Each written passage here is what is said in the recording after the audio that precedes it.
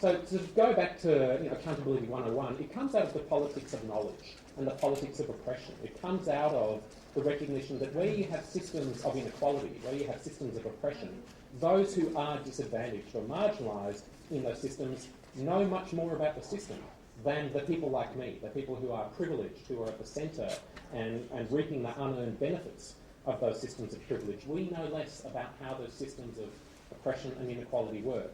And so insight and understanding has to start with the experience and voices of those who are oppressed, who are marginalised or disadvantaged, not with the people like me, those who are privileged. It's partly a recognition of the routine ways in which privilege and advantage are invisible to those who have that unearned privilege. And notions of accountability have been central, for example, to work on sexual and domestic violence. In the 1970s, notions of offender accountability, holding the perpetrator accountable for their behaviour. In the 1980s, an emphasis on institutional accountability, the need for police and the law and criminal justice systems to be held accountable for the ways in which they respond to victims and perpetrators. In the 90s and through to the 21st century, an emphasis on the need for male allies and advocates to be accountable. And that's come in particular out of the recognition of the kind of dangers of men's reproduction of sexism, the ways in which, in getting involved in this work, men may reproduce gendered inequalities and gendered patterns of interaction. So accountability seems a key strategy to minimise that. Let's have a look. But the actual practice of accountability is limited in important ways. And there are kind of good reasons for that. One reason is that here we are in a movement that in part is trying to hold men accountable to women, but men are socialised not to be accountable to women. In fact, we're socialised to bond with other men and to listen to other men and to take other men's opinions more seriously than we do those of women.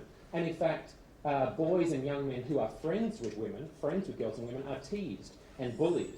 And men who care too much about women are told that they are pussy-whipped or wrapped around her finger, or in other ways, kind of marginalised. And so men are socialised away from being accountable. As I say, definitions of accountability often are absent or missing. One simple definition of accountability, and I'm sure there'll be better ones that come up in the next hour and a half, one simple definition is working in ways which build gender equality. And so I'll quickly talk about some different dimensions of accountability. And so, it seems to me there's three obvious dimensions to accountability. One is personal, that is putting one's own house in order. And certainly for pro-feminist men in the pro-feminist men's movement, and I think largely for men more broadly involved in these kinds of fields, there's the assumption that you have to do your homework. You can't act in oppressive and patriarchal ways while claiming to advocate on behalf of gender equality. And so I and others have kind of produced long lists of the kinds of things we have to do to address our own sexual and gender behaviour. So that's personal accountability. Second is relational accountability, and that's about the ways in which men and women relate, and men relate with men and women with women and so on in the work.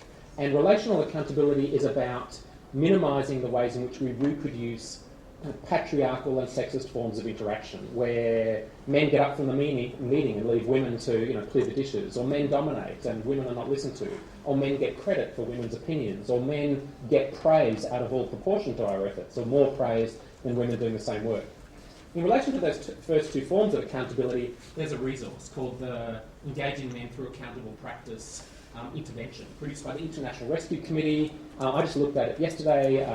Quentin, who's here from Connect in New York City, he's been involved in this work, I believe, and I think it's a good, powerful way of taking men through a training program, in fact, and women too, addressing personal and relational accountability.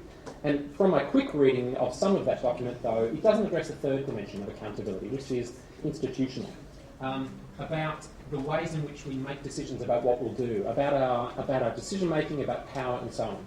And so institutional accountability is about consultation and collaboration with feminist women. I haven't said women here, I've said feminist women, because there are some very energetic anti-feminist women. Some of them became Prime Minister of the UK and so on. So sex alone doesn't qualify you, I think, to be an appropriate source for consultation. So feminist women and women's groups, and I've also said others concerned with gender and sexual justice, and that's been an important theme. So that's nearly my 5 minutes. Two tricky issues. One is accountability to whom? There are heated debates among feminists, so heated that in the 1980s, that they were described as the feminist sex wars. debates over prostitution and pornography, over sex trafficking and so on. And so there are hard political issues about which feminisms and which social justice movements we hold ourselves accountable to. And in the 1980s, NOMAS, the National Organisation of Men Against Sexism, in the mid-90s, it issued, was it NOMAS? It was a particular group in the US issued a statement of accountability that said, we're taking sides in these feminist debates. We hold ourselves accountable to those feminists who hold themselves accountable to the victims of prostitution and pornography. So they took a side in the feminist sex wars, and others criticised that. And there have been more recent versions of this. I'm nervous about explicitly taking sides in feminist debates. At the same time, we have to, given that feminists disagree. So one hard question is accountability to whom? Second hard question, I think, is the way in which there's a tension between accountability and responsibility. I don't think it's okay for men just simply to say to women, tell us what to do. I think sometimes we have to decide what to do and take leadership and own our actions. And so I think there are tensions in some ways between accountability and responsibility. I'll leave it there.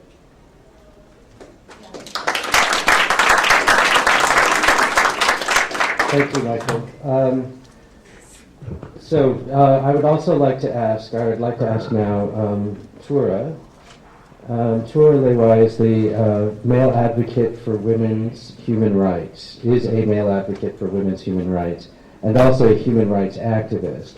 He is currently the IPPF project officer for 4 countries in the Pacific, Fiji, Tonga, Samoa, and the Solomons. He's been with us for a while now, came in as a youth advocate and activist, and now a human rights activist. So you're maturing along with us. And to acknowledge that we're all men up here in different ways, and this panel was originally included different folks. It turned out to be an all-male panel. And so we're acknowledging that and being accountable to the sisters that gave us space to speak here. Bulubunaka, greetings from Fiji. My name is Turlawai, and from the elegant introduction that James had mentioned, in Fiji, in the Fijian definition, I'm still a young person. Our definition of youth is classified from 15 to 45. So most of you here are still young. So again, as James had mentioned, I sit here in the place of Shamima Ali, who is the director of WCC. And she was going to talk about the male advocacy program, which I am part of, and a few of my brothers at the back are also part of as well.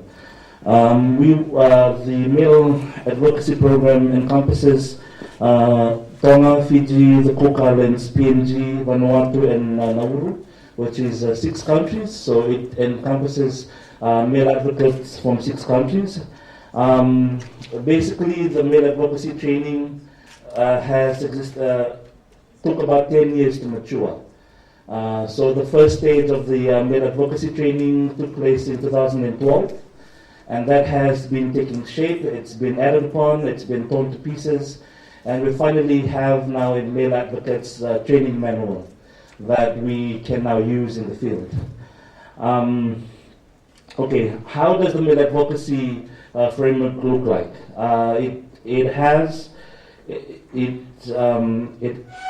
The male advocacy training takes place from the human rights approach.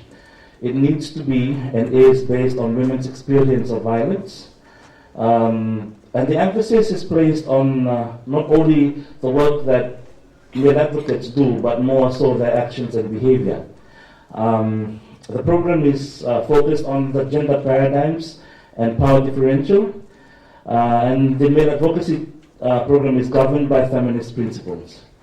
This program is not imposed on us, but in fact, it came out of the fact that more men were crying out and saying, we want to be part of this movement. We see violence around us, we are not violent ourselves, we know that there is something wrong, and we need to be part of the work. So, at WCC in 2012, from 2010, started putting together this male advocacy work training program. Sorry. This program allows men to be introspective, give them time and space to look at themselves, and be critical of the status quo. I know that I don't have much time, so I'll just go through to what is accountability and what it means for the male advocacy network. For us, it encompasses all the three issues that Michael had brought up before. It's about personal is political, being the change yourself. That is one of the first accountability issues that we have. So in order for us to be male advocates, we need to be the change in the community.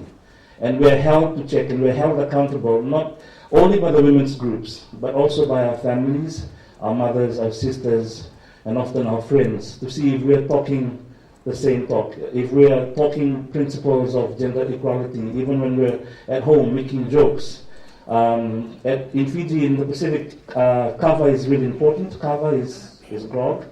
So there's a lot of conversation that happens around the kava bowl. So it's about making an impact in those spaces as well. Again, then it's about making the change in your workplace. You know, how are you making that change in where you work? We have a police officer here. We have also a person that works in the legal system, and also a trainer. So how are you as a police officer, how are you making those changes within your own work that you do? And also on the issue of accountability and how we are accountable directly to the women's groups back home. We often have conversations over the phone, over emails, and if we have issues, there have been some men that have been let go from the male advocacy training because they have either perpetuated violence or they have been violators themselves. And so in that regard, they have been told to leave the male advocacy network and often given help to see how they can re-enter and how we can assist them. The challenges and successes. Let me go through the challenges first. Some of the challenges we have, men setting up groups with the intention on addressing violence against women without consultation and contact whatsoever with the women's groups. So doing it in isolation from the feminist principles. That has been one of the main issues. Another issue again is how do you monitor male advocates? Who are they accountable to, and how do we make sure that this process is foolproof, so to speak? So we have something that is tangible, that is in place, that can hold male advocates accountable. And we also have a lot of groups, well-intentioned groups, often not human rights groups, that have the money to spend, and they're willing to splash it around. And often, there's a proverb that goes, zeal without knowledge is dangerous. So they have the zeal, they have the passion to do the work, but there is not much knowledge on the issue of gender-based violence and violence against women. So to the successes, I can say that the men here in the room, that our male advocates are the success. We are the story. We are the stories of success.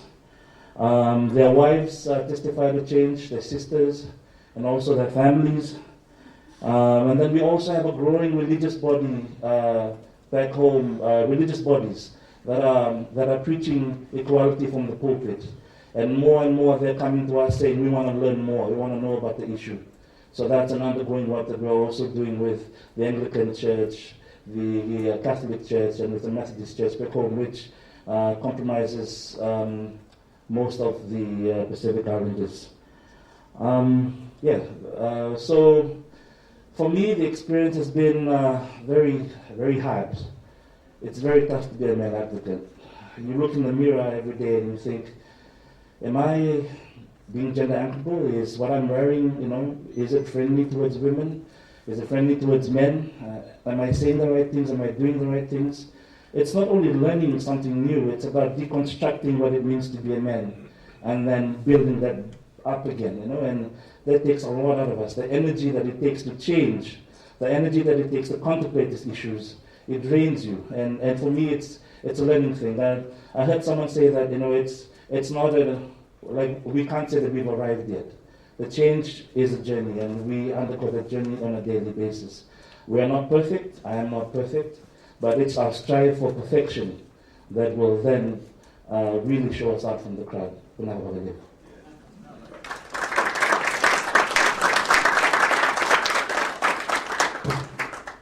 Thank you so much, Tora. So I think we've gotten a little taste of, conceptually understanding accountability, and then, hearing a story on very much a personal level about struggles with personal accountability and being part of the Male Advocates Network in the Pacific. So I want to turn now to someone many of you have seen or have heard over the last couple of days, and talk a little bit more about some of the institutional accountability, and really get to the heart of the accountability of the Men for Gender Equality field. So I'd like to introduce Oswaldo Montoya, who is the global coordinator for the Men Engaged Alliance. He's based in Washington, but many of you may know him also from his long history of work in Central America, most notably in Nicaragua, as one of the founders of the Men's Group Against Violence in Managua, amongst many, many other things. But if I could just keep guiding us a little bit, and Oswaldo, I wanted to ask you more of a kind of a point-blank set of questions around how does the Men Engaged Alliance view accountability within the Men for Gender Equality field? What are some of the mechanisms in place for Men Engaged to ensure its members remain accountable? And how are these mechanisms working? And how can we improve them? So, Oswaldo?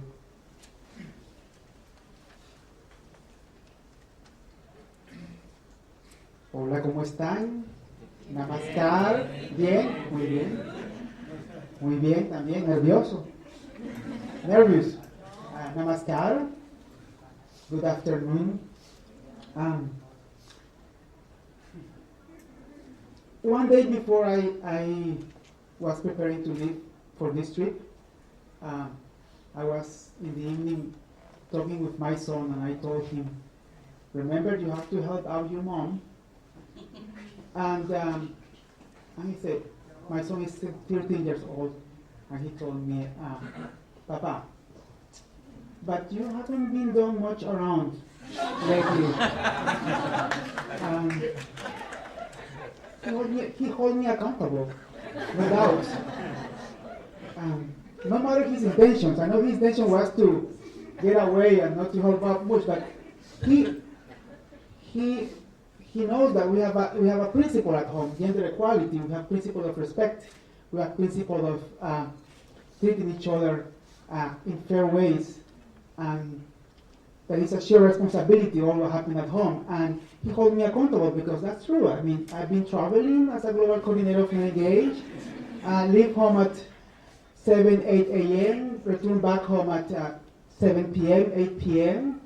My wife doesn't have a work visa, so she can work in the U.S. We are from Nicaragua, so she's the homemaker. During these last 2 years, she has been the homemaker, and I've been the provider, the male provider. So he was right. I mean, he was right, and he made me feel uncomfortable to realize this contradiction. And that's one specific example of personal accountability. I think it's very important to reflect, to share. So in trying to respond to the question that James presented to me, I think accountability within the Men for Gender Equality field is much more challenging now than 20 years ago, 20, 25 years ago. And I want to give you the example of Nicaragua, where I come from. We started this work back in 1992, and in that time it was very clear who we male advocates, who we have to be accountable to. It was very clear to feminist women. Why? Very easy, because they invited us to their movement. they had the leadership. And we men have to practice the fellowship. It was very clear. Our activities were in direct coordination with women's rights organizations. We actually supported women's rights activities. For instance, the passing of the first law against domestic violence in Nicaragua. The men's group against violence in Nicaragua joined women's advocacy strategy to pass the law, recollecting signatures, joining their campaigns. Women's rights groups in different localities invited us to go to their places, to their communities, to speak up and to speak out to other men, to the many relatives of women who they have been attending. So it was very, very clear, the coordination, the link, very clear. Actually, women's organizations literally opened their doors, let us have our meetings in their spaces, in their offices, so it was quite clear.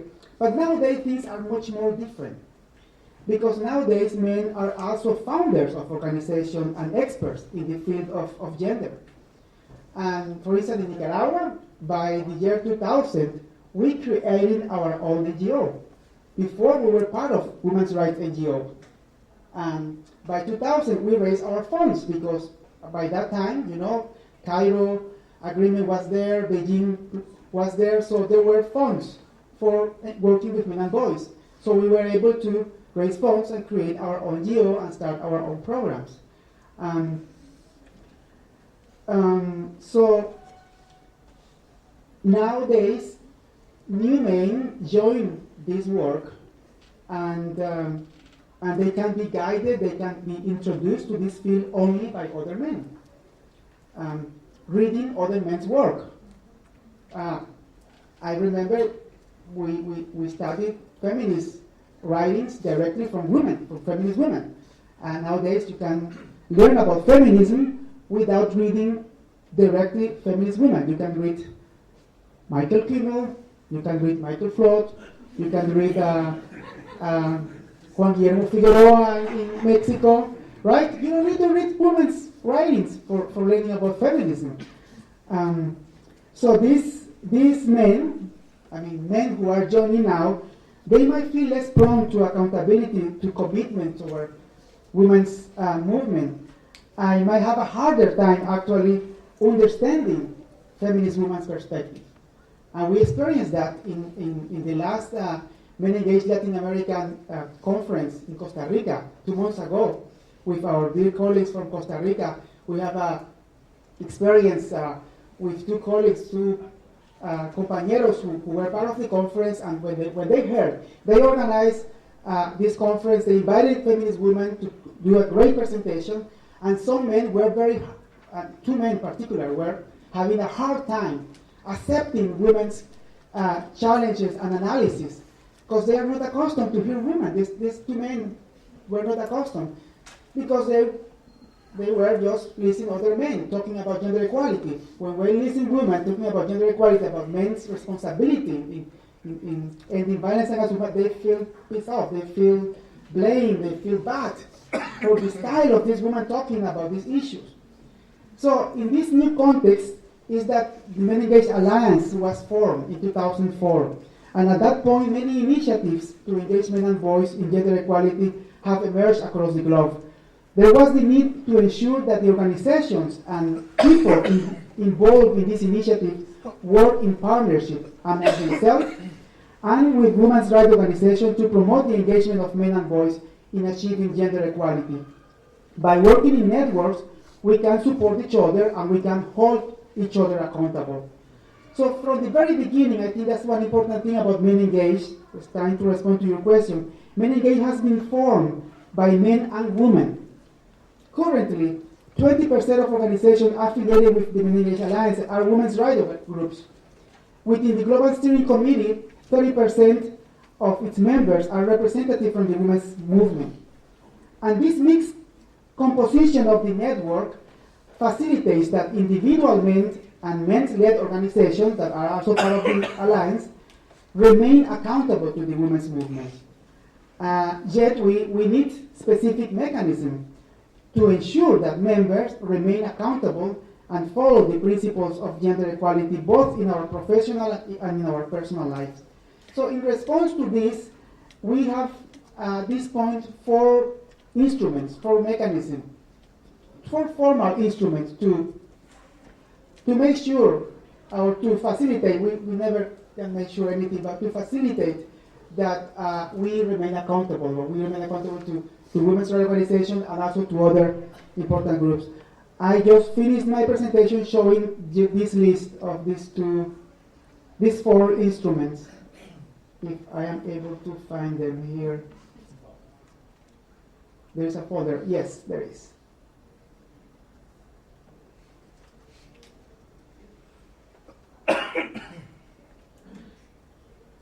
And in the next round, I hope I can how to make this bigger.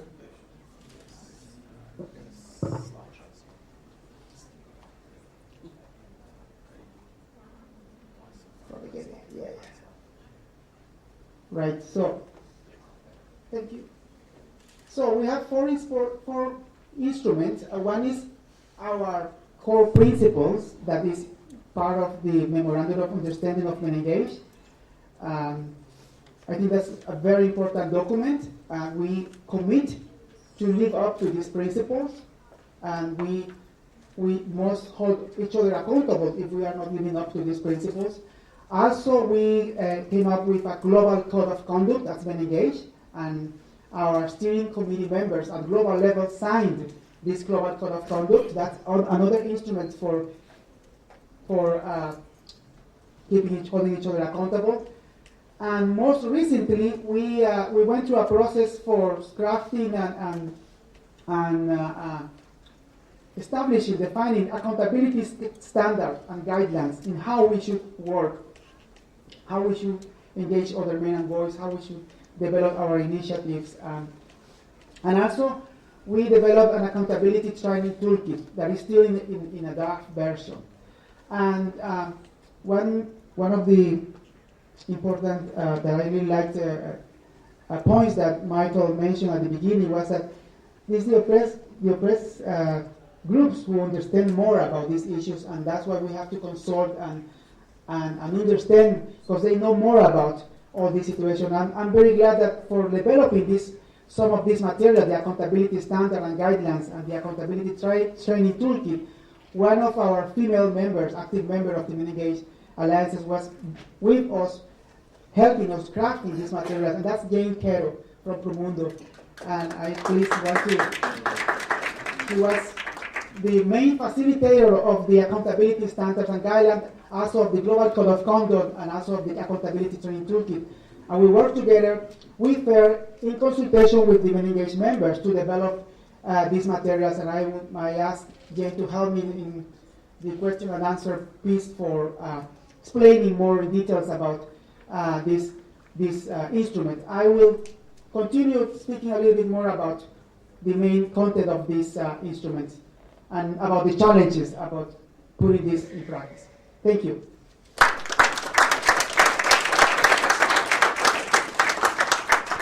Thank you so much, Oswaldo. And I see you do have some of the materials here for everyone in the room.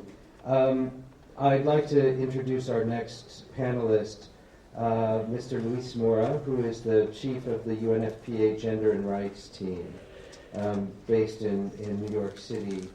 Luis has over 20 years experience in the area of development cooperation, women's and reproductive rights, and has a long history of also working on issues around men's engagement from within UNFPA and other UN agency, part of the UN family.